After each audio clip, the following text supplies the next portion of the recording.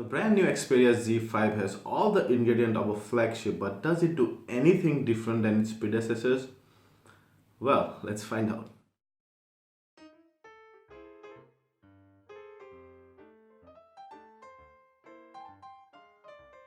Hey, what's up people? Today we're talking about the brand new Sony Xperia Z5. This was announced or shown during IFA 2015 in Berlin, Germany.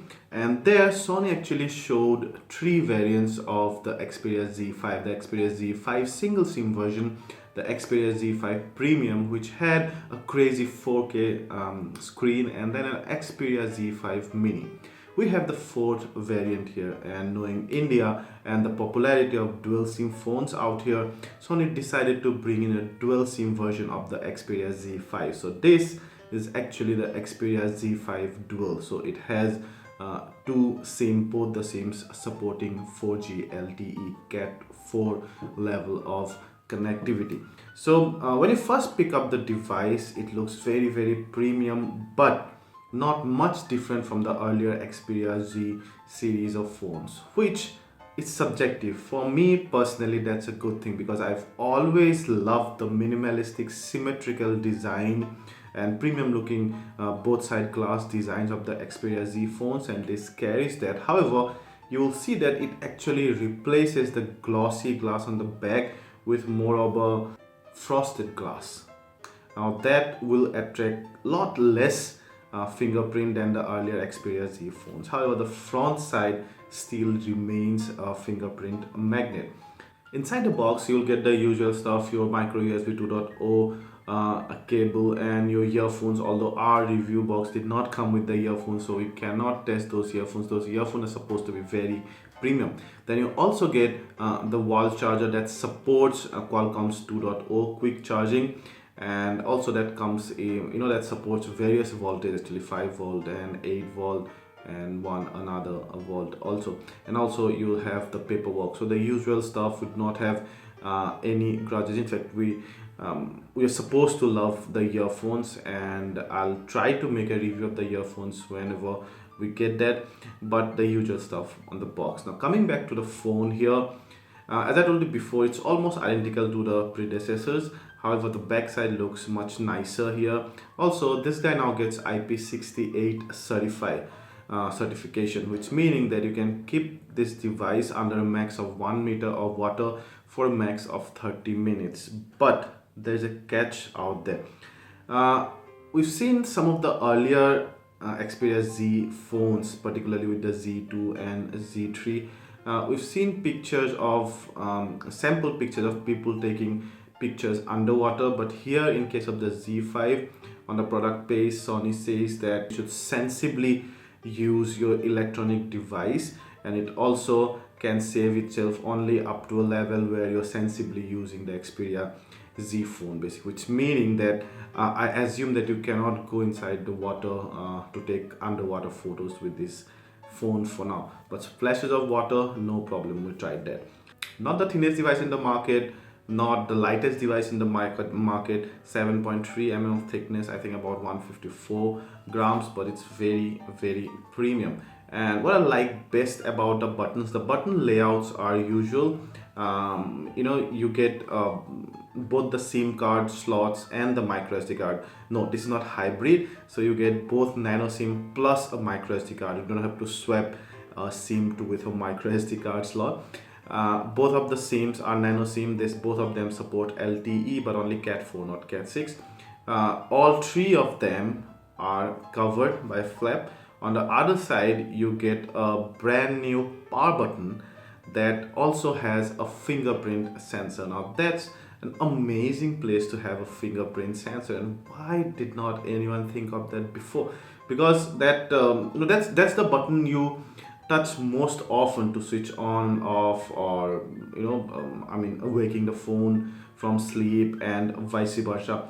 So incorporating the fingerprint in that button is probably the cleverest thing Sony has done in terms of ergonomics on the Z5, and that works like a charm. The fingerprint sensor is absolutely accurate, no problem whatsoever, and you can just long press the button just for a tad second so that from sleep you can straight away unlock the device to go to the home page. You see, and it's amazing. I absolutely love this. And when you do not want to do that, simply tap do not long press and it will take you to the lock screen. You cannot go beyond the lock screen there, you see, because obviously you have the fingerprint, and just touch it and it will unlock the device. It's very sensitive and accurate at the same time. You still have the dedicated camera button, which I like. However, I do not like the volume rocker situated on the lower half of the device, because what happens whenever we are taking a call, we're talking over the phone, we specifically keep our hands on the lower half of the phone, and often my fingers are pressing on the volume rocker accidentally. So I wanted the volume rocker, there is space above the power button, so I wanted the volume rocker to be situated above the power button, so that I have to reach for it, and that I would do specifically when I deliberately want to press the volume button. But otherwise, overall, I absolutely love the design philosophy, like always, and also like the premiumness of this device. Now I have the black model, particularly the gold model is absolutely crazy beautiful. Love the screen, 5.2-inch screen, full HD screen, but then its competitors, direct competitors like the S6 or even the LG G4 has a 2K screen. So probably it could do with a 2K screen. Obviously the Z5 Premium has a 4K screen, so you can say if you shell out more bucks, then you might be able to get a better screen than the other competitors, but that'll also take you to possibly a more expensive device than these S6s and G4s and Note 5s, those kind of stuff. But still, I think full HD on a 5.2-inch screen is perfectly okay. The screen is absolutely bright, crisp, and it also has like before Sony Bravia's technology, like your triluminous technology and X-Reality mobile technologies, that kind of gives that extra punch to the color, and overall the display looks absolutely beautiful. The Xperia Z5 runs a very stable Sony UI on top of Android 5.1.1, and I assume it would get Marshmallow Android 6.0 update shortly, maybe, I hope so at least. But overall the user interface is very snappy, and under the hood it runs a Snapdragon 810 chipset with a 3GB RAM, so you absolutely won't feel any lag operating the device for your day-to-day moderate to heavy tasks. It plays the games absolutely perfectly. We threw in almost some of the most demanding games onto this phone, and it could play them perfectly. You can also check out the benchmark. We did the benchmark score, and it also, the scores come almost in all benchmark tests towards the top, if not the top. So all in all, very powerful device. But like some of the earlier Xperia Z devices, this guy also heats up very quickly, and that typically happens whenever you're playing a game, you're running a map GPS, that is, or let's say you're taking pictures or videos, particularly in 4K videos or high definition videos, and while playing game, this guy heats up very quickly. And the camera app in particular would automatically shut down, saying that the device is overheating, so it becomes irritating at times. Now talking about the camera, this guy rocks a 23 megapixel rear camera on a 1x2.3-inch Sony sensor. It's a brilliant sensor, and 1x2.3 sensor size is identical to most of your entry-level point-and-shoot cameras. So this guy seriously intends to replace your entry-level point-and-shoot cameras. This also has a 5MP front camera, by the way, which is quite okay for selfies. Also does not have a front flash. Now talking about the photo and video performance and quality of this camera, I decided to compare the camera head-on with another flagship that we have, Galaxy Note 5. And right now, probably you just want to pause this video if you want to and go and grab a piece of paper and pen. And right now I'm gonna flash almost identical pictures taken by both these cameras side by side, and this would be a blind test, so I'm not gonna mention which camera has which photos. So you're gonna have to guess, you're gonna have to see which photo looks better to you. So at the end of all these images, I have, I think, 4, 5, 6 images. If you find that most of the selections that you made are from this Sony cameras, that you know which camera you like, and if otherwise, then so be it. So know that after all, a camera's resolution and color reproduction and those kind of things are very subjective. Some like neutral colors, some like pop-up colors, some like warm colors, and those kind of things. So obviously, if you like one set of pictures, then you would like that particular camera in most likelihood. So let's get started.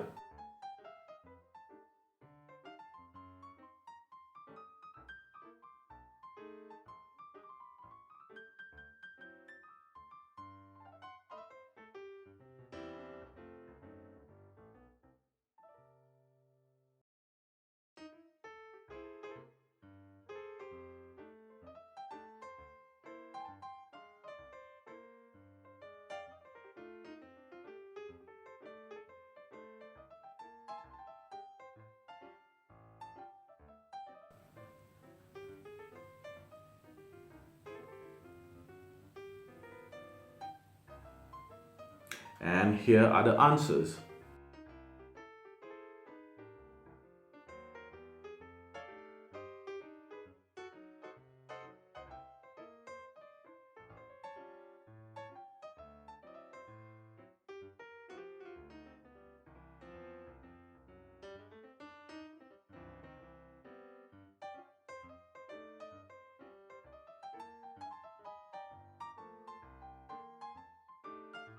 So then, what do you think? Which camera's picture quality that you like the most? See, after all, it's subjective. So obviously, the one that you like, others might not like, and vice versa. But overall, what I can say about this camera quality is that number one, it gives great resolution, very very detailed, and it's more detailed than the Galaxy Note 5, is what I've seen even on 100% crop level. Number two is that Sony tends to over process their JPEG, and that's a problem across their imaging lines. Even on the cameras they tend to do that. So it's perfectly fine whenever Sony gets it right, and that mostly happens under enough light. But when it gets to low light, that over processing kind of makes those pictures very very muddy, particularly when you zoom in.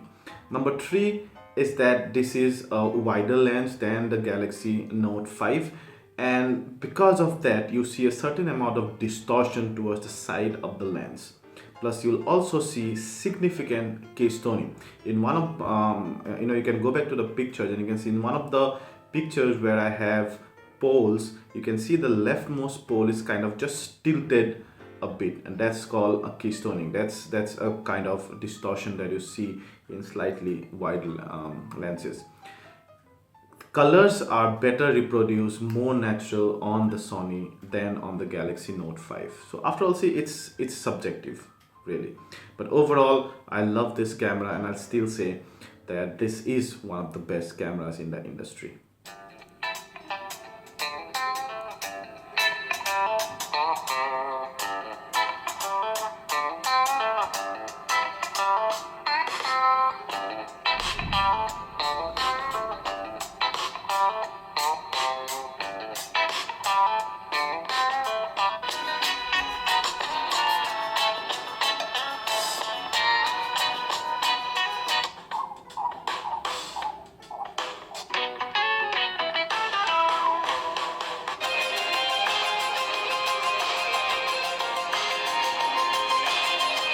The audio levels are great, and I in particular think that these speakers actually are louder and crisper than the Z3 Plus, and for that matter the Z3 as well. So then guys, overall, what do you think? Does it deserve your time and money, the Xperia Z5 Dual?